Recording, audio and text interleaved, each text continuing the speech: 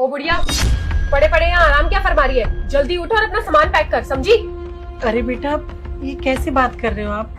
अब कहाँ जा रहे हो आप लोग? आप लोग चले जाओ, मेरे सर में ना बहुत तेज दर्द है, मैं नहीं जा पाऊंगी बेटा। ओ मैडम, घुमाने के लिए नहीं लेके जा रहे तुम्हें, घर से बाहर निकाल रहे हैं। जितना सामान है ना तुम्हारे इस घर में, फटाफट पैक करो और निकलो यहाँ से। और बेटा मैंने क्या किया? घर से बाहर निकाल रही हूँ मैं कहाँ जाऊंगी बेटा? मेरी एज तो देखो। देखिए, आप कहाँ जाएंगी और कहाँ नहीं, ये मेरी प्रॉब्लम नहीं है। और किया तो आपने बहुत कुछ है। चलो छोड़ो, अब क्या ही मैं आपको लिस्ट गिनवाऊं आपकी करतूतों की। लेकिन तुम्हें पता है तुम्हारा खर्चा कितना है? तुम्हारी दवाइयाँ खरीद खरीद के ना कंगाल होने वाले हैं हम। और वैसे भी तेरा बेटा ना करोड़ों रुपए कमाता हो, एक टिकी टिकाई सैलरी है, उसमें हमारा गुजारा तो होता नहीं है। अब तुम्हारा दवाइयों का खर्चा हम कहाँ से उठाएं? जब से आई हो ना, हमारा जीना हराम कर दिया है। अरे हाथ जोड़ती हूँ मैं तुम्हारे, चली जाओ हमारे घर से, जीने दो हमें शांति से।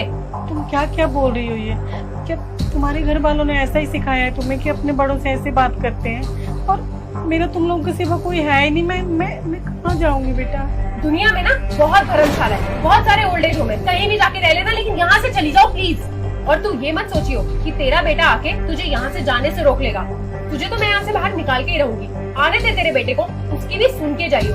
और वैसे भी तेरा बेटा मेरे प्यार में इतना पागल है ना, मैं उसे जैसे घुमाऊंगी वो वैसे घूम जाएगा। अगर मैंने एक बार उसे बोल दिया ना कि अपनी माँ को धक्के मार के घर से बाहर निकाल दे, तो मेरे लिए वो भी कर देगा, समझी? बेटा मुझे पता है कि तू ये मैं 2-4 दिनों से घर का काम नहीं कर पा रही हूँ ना, पर जब ठीक थी तो मैं काम तो करती थी ना बेटा सारा।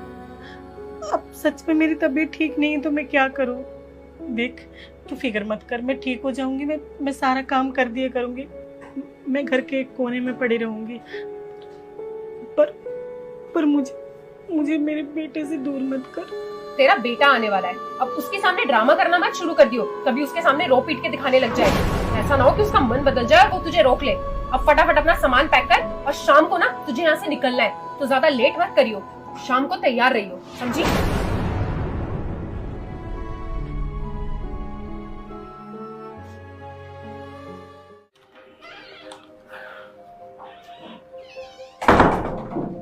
ऐश्वर्या,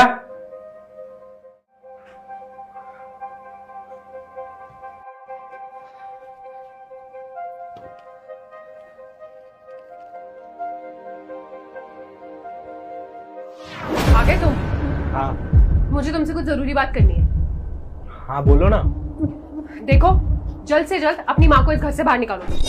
क्या तुम्हारा दिमाग खराब हो गया है क्या? देखो, मुझसे ना अब तुम्हारी माँ की सेवा और नहीं हो रही है। अरे तुम्हारा क्या है, तुम तो पूरा दिन ऑफिस चले जाते हो, वहाँ जाके आराम से एसी में बैठे रहते हो। यहाँ पूरा दिन घर का काम ना मुझे करना पड़ता है। मुझे पता चलता है कि कैसे मैं उनकी सेवा करती हूँ। अरे तो मैं नौकरी भी हम सब के लिए कर रहा हूँ ना, कोई अकेले के लिए तो कर नहीं रहा मैं। तो ठीक है ना, एक काम करो, अपना ऑफिस छोड़ के तुम घर पे बैठ जाओ, बैठ के करो अपनी माँ की सेवा। तुम्हें भी तो पता चले ना कि सेवा कैसे होती है। अरे तुम क्या बोल रही हो? ये सोच समझ के तो बोलो। माँ है वो मेरी, मैं कैसे उनको घर से बाहर निकाल सकता हूँ? देखो, कोई बहस नहीं करनी है, जितना मैं बोल रही हूँ ना उतना करो। अभी अपनी माँ को बोलो कि अपना सामान पैक करे और निकले हमारे घर से बाहर। अच्छा, तो मुझे अब समझ आया कि तुम ये सब क्यों कर रही हो।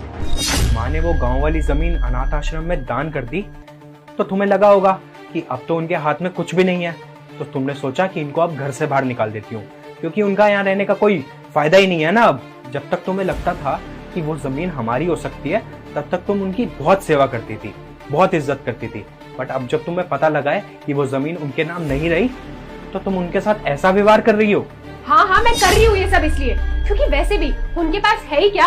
अरे अगर वो इस घर में रहती है, हमारा खाती है, अगर हमारे नाम प्रॉपर्टी कर देती तो उनका क्या चला जाता। लेकिन नहीं, उनको तो महान बनना था, सारी प्रॉपर्टी अनाथ आश्रम को देनी थी। आई बड़ी। अगर मेरी माँ को हाथ भी लगाया तो, और तुम्हारी जानकारी के लिए बता दूं कि वो जमीन ना अभी भी माँ के नाम ही है।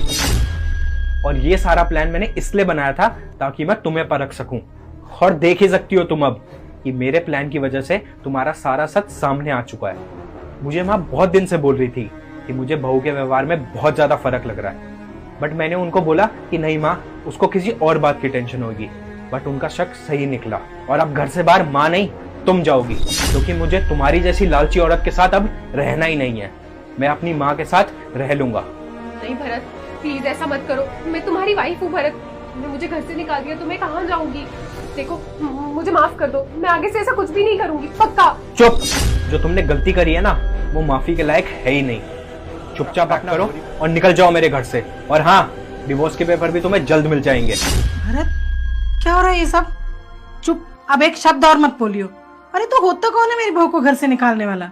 देख रही हो ऐश्वर्या, तुमने माँ के साथ कितना गंदा व्यवहार करा, बट वो फिर भी तुम्हें माफ करने के लिए रेडी है।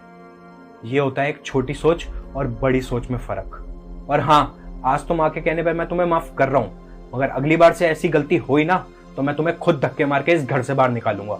माँ जी, मुझे माफ कर दीजिए, मुझसे बहुत बड़ी गलती हो गई। आपकी जगह अगर मेरी माँ होती तो शायद मैं ऐसा नहीं करती। प्लीज मुझे माफ कर दीजिए। बस बेटा बस, तू रो मत। एक तो मेरी बहू थोड़ी ना है।